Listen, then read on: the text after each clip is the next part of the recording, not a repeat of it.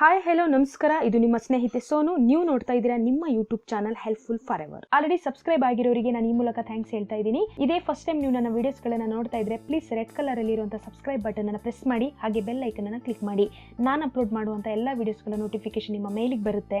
ಎಲ್ಲ ವಿಡಿಯೋಸ್ಗಳನ್ನ ಫ್ರೀಯಾಗಿ ನೋಡಿ. ಹಾಯ್ ಫ್ರೆಂಡ್ಸ್, ಇವತ್ತಿನ ವಿಡಿಯೋನಲ್ಲಿ ಈರುಳ್ಳಿ ಸಿಪ್ಪೆ ಎಷ್ಟು ಯೂಸ್ಫುಲ್ ಆಗಿದೆ ಅಂತ ನೀವು ತಿಳ್ಕೊಂತೀರಾ. ಸೊ ವಿಡಿಯೋನ ಸ್ಕಿಪ್ ಮಾಡ್ದೇನೆ ಎಂಡ್ ತನಕ ನೋಡಿ. ಈರುಳ್ಳಿ ಸಿಪ್ಪೆಯಲ್ಲಿ ಎಷ್ಟು ಬೆನಿಫಿಟ್ಸ್ ಇದೆ ಅಂದ್ರೆ, ಈರುಳ್ಳಿ ಕಟ್ ಮಾಡಿ ಇಷ್ಟು ದಿನ ನಾವು ಸಿಪ್ಪೆಯನ್ನ ಬಿಸಾಕ್ ಬಿಡ್ತಾ ಇದ್ವಿ. ಬಟ್ ಇವತ್ತಿಂದ ಯಾವುದೇ ಕಾರಣಕ್ಕೂ ಈರುಳ್ಳಿ ಸಿಪ್ಪೆಯನ್ನ ನೀವು ಬಿಸಾಕ್ಬೇಡಿ. ಯಾಕಂದ್ರೆ ಆ ಈರುಳ್ಳಿ ಸಿಪ್ಪೆಯಲ್ಲಿ ಸಾಕಷ್ಟು ಪ್ರಯೋಜನಗಳಿದೆ. ಆ ಪ್ರಯೋಜನಗಳು ಯಾವುದೆಲ್ಲ ಅನ್ನೋದು ಈ ವಿಡಿಯೋನಲ್ಲಿ ಇದೆ. ಸೊ ನೋಡ್ತಾ ಇರಿ, ತಿಳ್ಕೊಳ್ಳಿ. ಈರುಳ್ಳಿ ಸಿಪ್ಪೆಯನ್ನ 1 ಲೋಟ ನೀರ್ ಜೊತೆಗೆ ಕಾಯಿಸ್ಕೊಳ್ಳಿ.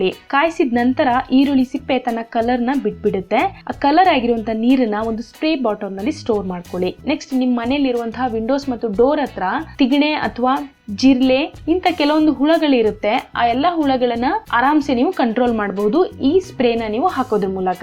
ಈರುಳ್ಳಿ ಸಿಪ್ಪೆಯನ್ನ ಸ್ವಲ್ಪ ನೀರ್ ಜೊತೆಗೆ ನಾವು ಬಿಸಿ ಮಾಡ್ಕೊಂಡಾಗ ಈರುಳ್ಳಿ ಸಿಪ್ಪೆ ತನ್ನ ಎಲ್ಲಾ ಕಂಟೆಂಟ್ ಆ ನೀರಲ್ಲಿ ಬಿಡುತ್ತೆ.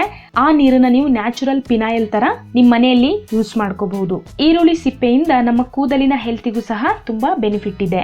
ಹೇಗೆ ಅಂತ ಹೇಳಿದ್ರೆ, ಈರುಳ್ಳಿ ಸಿಪ್ಪೆಯನ್ನ ಒಂದು ಗಾಜಿನ ಬಾಟಲ್ ನಲ್ಲಿ ಹಾಕಿ ಅದ್ರ ಮೇಲೆ ಸ್ವಲ್ಪ ಬಿಸಿ ನೀರನ್ನ ಹಾಕಿ ಇದನ್ನ 1 ದಿನದ ಮಟ್ಟಿಗೆ ನೀವು ಹಾಗೆ ಇಡಬೇಕಾಗುತ್ತೆ.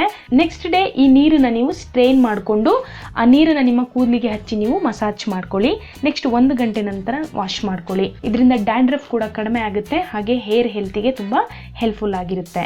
ಈವನ್ ಆನಿಯನ್ ಸಿಪ್ಪೆ ಅಥವಾ ಈರುಳ್ಳಿ ಸಿಪ್ಪೆಯನ್ನ ಕೆಮ್ಮು ಕಡಿಮೆ ಮಾಡ್ಲಿಕ್ಕೂ ಸಹ ತುಂಬಾ ಹೆಲ್ಪ್ಫುಲ್ ಆಗುತ್ತೆ. ತುಂಬಾ ಗಟ್ಟಿಯಾದ ಕೆಮ್ಮು ಅಥವಾ ಒಣ ಕೆಮ್ಮು ಇರೋರು ಮತ್ತು ಅಸ್ತಮಾ ಕಾಯಿಲೆ ಇರೋರಂತೂ ಈ ಆನಿಯನ್ ಸಿಪ್ಪೆಯನ್ನ ಹಾಗೆ ವೇಸ್ಟ್ ಮಾಡಕ್ ಹೋಗ್ಬೇಡಿ. ಈ ಆನಿಯನ್ ಸಿಪ್ಪೆಯಿಂದ ಅಥವಾ ಈರುಳ್ಳಿ ಸಿಪ್ಪೆಯಿಂದ ಒಂದು ಕಷಾಯವನ್ನ ರೆಡಿ ಮಾಡ್ಕೊಂಡು ಕುಡಿದ್ರೆ ಡೆಫಿನೆಟ್ ಆಗಿ ಕೆಮ್ಮು ಕಡಿಮೆ ಆಗುತ್ತೆ. ಹೇಗೆ ಅಂದ್ರೆ, ಈರುಳ್ಳಿ ಸಿಪ್ಪೆಯನ್ನ 1 ಲೋಟ ನೀರ್ ಜೊತೆಗೆ ಬಿಸಿ ಮಾಡ್ಕೊಳ್ಳಿ.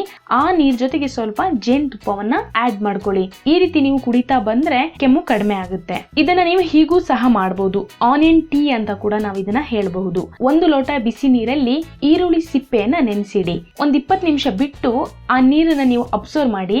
ಆನಿಯನ್ ಸಿಪ್ಪೆ ತನ್ನೆಲ್ಲ ಕಲರ್ನ ಆ ನೀರಲ್ಲಿ ಬಿಟ್ಟಿರುತ್ತೆ. ಆ ನೀರ್ ಜೊತೆಗೆ ನೀವು ಸ್ವಲ್ಪ ಜೇನುತುಪ್ಪವನ್ನ ಸೇರಿಸಿಕೊಂಡು ಕುಡಿಬಹುದು. ಇದನ್ನ ಪ್ರೆಗ್ನೆಂಟ್ ವುಮನ್ ಅಥವಾ ಗರ್ಭಿಣಿ ಸ್ತ್ರೀಯರು ಮತ್ತು ನರ್ಸಿಂಗ್ ವುಮನ್ ಇದನ್ನ ತಗೊಳಕ್ ಹೋಗ್ಬೇಡಿ. ಇದಿಷ್ಟು ಈರುಳ್ಳಿ ಸಿಪ್ಪೆಯನ್ನ ನೀವು ಹೇಗೆ ಬಳಸ್ಕೋಬಹುದು ಅಂತ.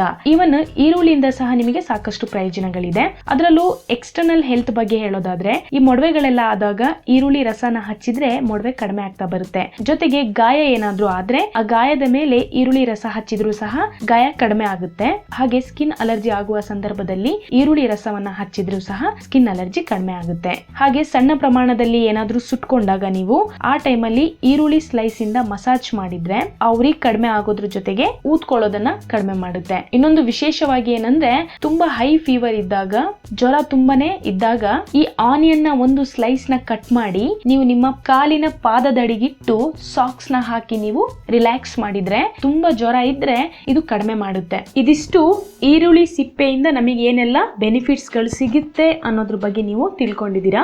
ಇಫ್ ಈ ವಿಡಿಯೋ ನಿಮಗೆ ಇಷ್ಟ ಆದ್ರೆ ವಿಡಿಯೋಗೆ ಲೈಕ್ ಕೊಡೋದನ್ನ ನೀವು ಮರಿಬೇಡಿ. ಹಾಗೆ ವಿಡಿಯೋನ ಆದಷ್ಟು ನಿಮ್ಮ ಫ್ರೆಂಡ್ಸ್ ಮತ್ತು ರಿಲೇಟಿವ್ಸ್ ಗಳಿಗೆ ಶೇರ್ ಮಾಡಿ. Thanks for watching friends.